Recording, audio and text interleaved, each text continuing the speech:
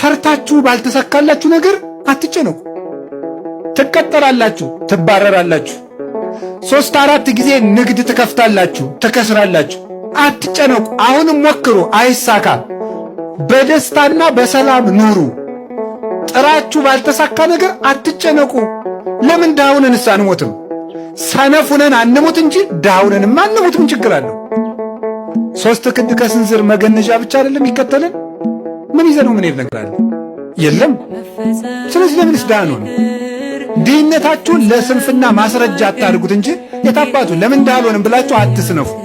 ሰርታችሁ ዳ ከሆናችሁ ግን እግዚአብሔር ይመስገን በሉ። እስኪ አንድ ጊዜ እግዚአብሔር ይመስገን በሉ። እግዚአብሔር ስሩ ነው እንጂ ተጨነቁ አላለም።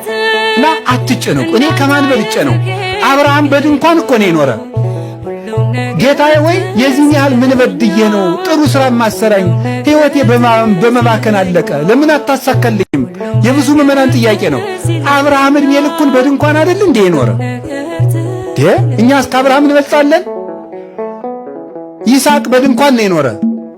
ያዕቆብ እግዚአብሔር ሌሊት ተገልጾ የፍቅር ትግል ሲታገለው ያደረው ያዕቆብ፣ እግዚአብሔርን እንደዚህ አቅፎ ያደረው ያዕቆብ የኖረው በድንኳን